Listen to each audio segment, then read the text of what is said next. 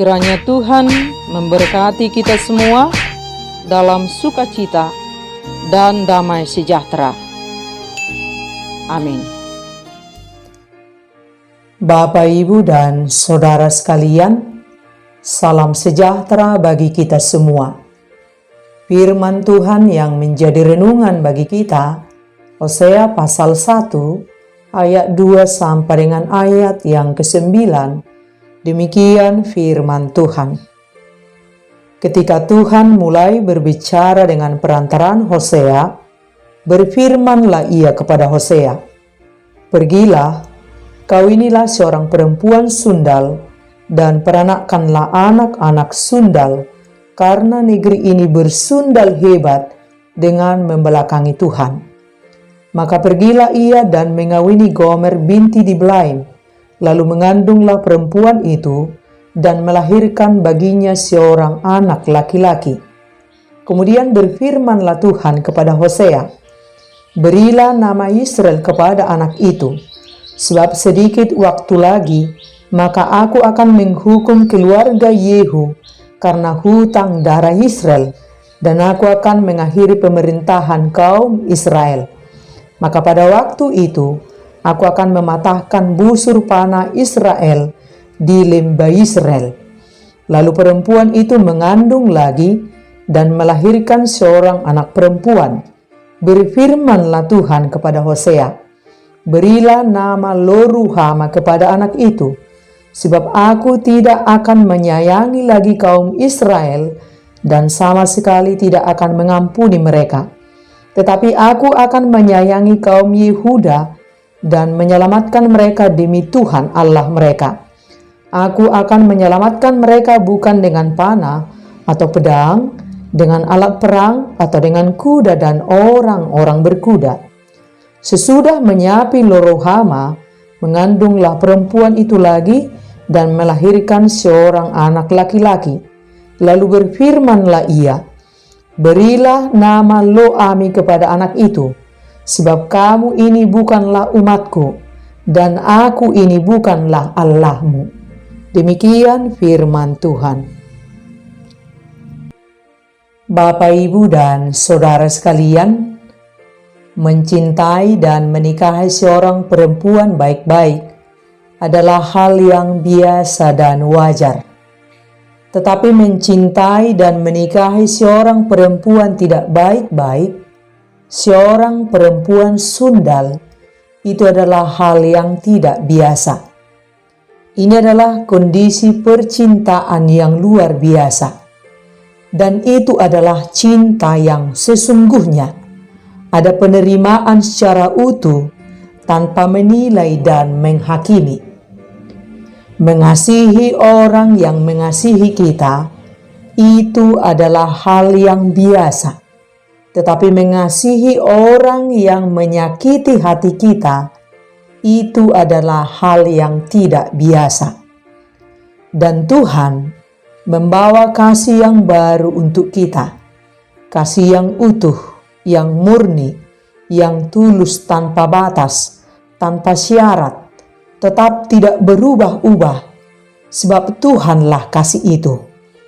Tuhan mengasihi kita umatnya si pendosa tanpa batas, tak menilai dan abadi. Itulah cinta agape, cinta yang sesungguhnya. Dan cinta di dunia ini rapuh, berubah-ubah, tidak tulus, tidak murni, tidak setia, selalu bersyarat, selalu menilai, sehingga tidak pernah utuh, dan akibatnya tidak pernah berhasil mencintai dengan tulus dan sungguh-sungguh. Mengasihi itu pilihan dan komitmen, bukan soal perasaan semata, bukan berdasarkan situasi dan kondisi, tetapi sekali memilih dan mencintai, tetap mencintai sampai akhir tanpa batas. Sebab selama kita membuat syarat, selalu menilai lebih dahulu, lalu jatuh menghakimi, selamanya kita tidak akan pernah bisa mengasihi dengan tulus. Dan Tuhan datang ke dunia ini membawa kasih yang agung, menemukan, memilih dan mengasihi kita tanpa syarat, tanpa batas, murni dan menetap, tanpa pandang bulu. Kita yang ditemukan berdosa dipilihnya, dipulihkan, dan dikasihi dengan tulus tanpa syarat. Kita semua adalah cintanya Tuhan, dicintai tanpa syarat. Dan mari kita mengasihi sesama tanpa syarat juga, seperti cinta Tuhan kepada kita. Dunia ini akan indah saat kita mau mengasihi sesama tanpa syarat. Dan dari firman ini kita belajar tentang cinta Tuhan yang agung bagi kita umat manusia si pendosa. Mengasihi yang tak layak dikasihi. Hosea adalah gambaran Tuhan dan Gomer adalah gambaran Israel. Hal yang sama juga berlaku untuk kita. Kisah mereka juga kisah kita, dan kita bukan Hosea. Tuhan adalah Hosea, kita adalah Gomer. Jadi kisah cinta ini adalah cerita tentang Hosea dan Gomer, dan tentang Tuhan dan Israel, juga tentang Tuhan dan kita. Hosea mencintai Gomer dengan tulus, tetapi Gomer berpindah hati ke pria-pria lain. Tuhan mengasihi Israel, tetapi Israel menyembah ilah-ilah lain. Tuhan ingin kita menjadi mempelainya. Dia ingin menjadi sukacita, kebahagiaan kita dan kepercayaan kita. Tetapi sama seperti Israel, kita mencari hal-hal itu di luar Tuhan dan kita menghancurkan hati Tuhan. Apa yang Tuhan inginkan dari kita adalah hubungan intim yang mendalam, sebagaimana hubungan suami dan istri. Tetapi kita terus melakukan penyelewengan rohani dengan mencari kesenangan kita secara duniawi. Pengkhianatan kita mendukakan hati Tuhan, tetapi tidak memupuskan kasih-Nya kepada kita, manusia ciptaannya. Pernikahan Hosea adalah tidak masuk akal, di mana Hosea menikahi Gomer si pelacur yang tidak setia. Sekalipun Gomer tidak setia, Hosea tetap setia mengasihi. Ketika Allah memilih Israel, Ia tahu persis bahwa Israel akan tidak setia, tetapi Ia tetap memilih untuk mengasihi mereka. Tuhan juga mengasihi kita yang tidak setia, bukan karena baik kita, tetapi berdasarkan pada kebaikan-Nya dan kasih-Nya yang agung. Kasih-Nya abadi buat kita, karena Tuhanlah kasih itu. Sebab Dia adalah Allah yang setia, janji-Nya tidak pernah berubah. Sekalipun kita berubah menjadi tidak setia, Dia tetap setia, Dia tetap mengasihi kita. Kita yang menjauh dari kasih Tuhan dan berpindah mencintai dunia ini. Hosea mengasihi Gomer si pelacur tanpa batas, cinta yang tak biasa. Sekalipun Gomer mengkhianati cinta Hosea dengan berpindah hati ke pria-pria lain, Hosea tetap mengasihi. Allah mengasihi orang Israel tanpa syarat, cinta yang maha luar biasa. Sekalipun orang Israel memberi hati kepada ilah-ilah lain, Allah terus menemukan dan mengasihi bangsa Israel. Tuhan mengasihi kita tanpa syarat. Kita si pendosa yang tak layak dikasihi. Walau kita berulang kali mengkhianati Yesus, walau kita berulang kali meninggalkan Yesus, walau kita berulang kali melupakan Yesus, walau kita berulang kali memberontak dan membelakangi Yesus, Dia tetap mengasihi kita. Dan cinta Hosea yang tulus pada akhirnya membuat Gomer bertobat. Dan cinta Tuhan kepada Israel membuat Israel menyadari bahwa hanya Allah lah Tuhan yang mengasihi mereka dengan sungguh-sungguh. Dan kasih dan pengampunan Tuhan membuat si pendosa bertobat.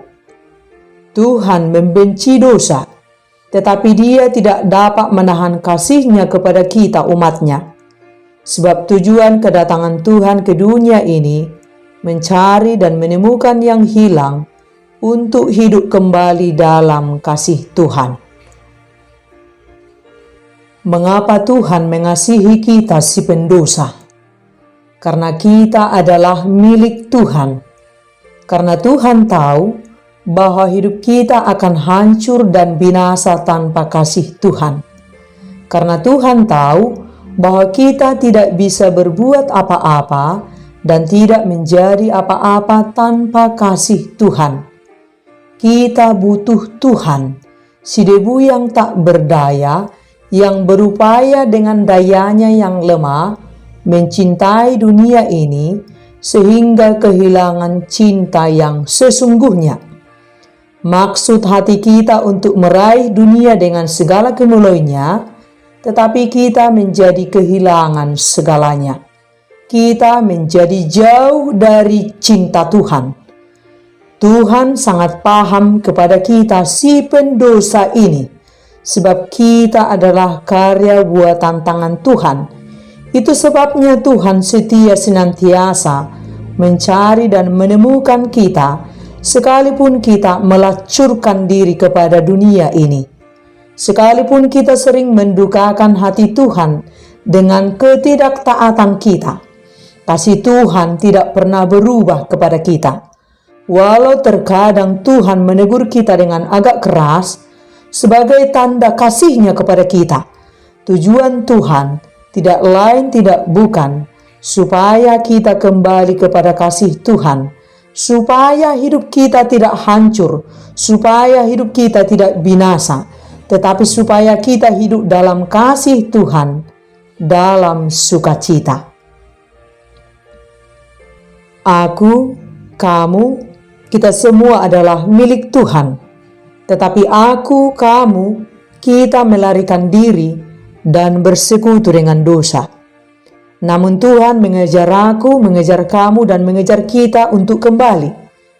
Ia mengutus Yesus untuk turun ke dunia, untuk mencarimu, mencariku, dan Ia datang untuk membayar lunas dirimu dan diriku dengan darah kudus-Nya.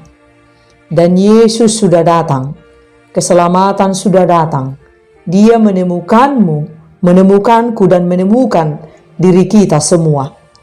Yesus telah turun ke dunia ini dan berjalan berkeliling untuk mencari dan menemukan kita, dan dibayar lunas dengan darah kudus-Nya. Dan sebagai pengikut Kristus, kita patut bersyukur bahwa kita punya Tuhan yang tidak pernah jemu-jemu menerima kita yang berdosa ini untuk datang kepadanya, untuk mengalami jamahan kasih-Nya. Bukan berarti dalam hal ini supaya kita terus bolak-balik berbuat kejahatan dan dosa dalam kehidupan kita. Kasih Yesus kepada kita adalah kasih tak bersyarat. Yesus tidak mengatakan kepada kita, saat kau berubah tidak setia, hidupmu sudah selesai. Tetapi setiap waktu Tuhan mencari kita. Apakah kita juga ingin ditemukan dengan menyadari bahwa kita sudah berdosa kepada Tuhan dan ingin kembali ke jalan-Nya? Setiap waktu kemurahan kasih Tuhan selalu baru untuk kita terima dari Tuhan. Kita tidak perlu berusaha mendapatkannya. Cukup kita menerimanya dan mengalaminya dalam iman kepada Tuhan kita, Yesus Kristus. Dan serusak apapun hidup kita, seberdosa apapun kita, asal kita mau kembali kepada Tuhan, Dia akan pulihkan kita dan mengalami kasih-Nya yang murni. Hanya Tuhan yang sungguh-sungguh mengasihi kita. Hanya Tuhan satu-satunya yang menerima kita tanpa syarat apa adanya. Hanya Tuhan yang mau menerima kita sekalipun seluruh dunia menolak kita. Hanya Tuhan yang memeluk kita saat seluruh dunia menghakimi kita. Tak ada pribadi seperti Dia, hanya Dia satu-satunya. Baginya lah kita menaruh hati, hidup dan harapan kita. Dan mari kita berkomitmen untuk taat kepada Tuhan, melakukan apa yang menjadi kehendak-Nya, dan menjadi pelaku firman Tuhan. Semua hal telah dilakukan Tuhan untuk kita. Hidupnya saja Dia berikan untuk kita, sebagai bukti bahwa Dia tetap setia kepada kita, umat-Nya yang dipilih-Nya. Darah kudus-Nya Dia curahkan untuk menebus kita dari dosa-dosa kita, supaya kita hidup, walau kita tak layak menerimanya. Kita adalah kotoran, sampah, tetapi dipungut oleh Tuhan, dibersihkan, dan dibuat berharga, serta dikasihi dengan tulus. Masihkah kita terus tega mengkhianati cinta Yesus ketika kita sudah ditebus, namun kita masih begitu tegar hati dan tidak mau kembali kepada Yesus? Masihkah kita mendua hati dengan tetap mencintai dunia ini lebih daripada Tuhan si pemilik dunia ini? Masihkah kita hidup dengan mengandalkan pikiran dan kekuatan kita? Dan ini saatnya bagi kita untuk memutuskan hidup baru di dalam Kristus, menjadikan Yesus sebagai Tuhan dan Juru Selamat kita. Mari kita buka hati kita untuk menjadi tempat tinggal Yesus menetap dan berkarya melalui diri kita. Kita dipakainya menjadi alatnya dan menjadi saksinya di dunia ini. Hidup ini sangatlah singkat. 5 menit ke depan bisa saja akhir dari kehidupan kita. Dan dari sisa waktu yang masih diberikan Tuhan kepada kita, mari kita terus berjuang berjalan dalam kasih Tuhan bersama Roh Kudus, sampai akhirnya Tuhan mendapati kita tetap setia. Jangan kita sia-siakan cinta kasih Tuhan. Selagi ada kesempatan, mari kita gunakan hidup kita hanya untuk menyenangkan hati Tuhan, sebagai bukti kita sungguh-sungguh mengasihi Yesus. Betapa agungnya kasih Tuhan kepada kita, si pendosa yang tak layak dikasihi, tetapi dikasihi tanpa syarat. Betapa kita sepatutnya terpanggil dengan iman kita untuk mengasihi Yesus dengan sungguh-sungguh, melalui buah pertobatan kita untuk hidup mengasihi sesama tanpa syarat, memberi pengampunan kepada setiap orang yang menyakiti hati kita tanpa syarat. Hidup kita hanya untuk taat, berserah, percaya, dan mempercayakan hidup kita seutuhnya kepada Tuhan. Yesuslah kekasih jiwa kita. Hanya Tuhan bertahta di hati kita. Jangan beri tempat untuk iblis bertahta di hati kita. Sekali ikut Yesus, tetap ikut Yesus selamanya. Amin.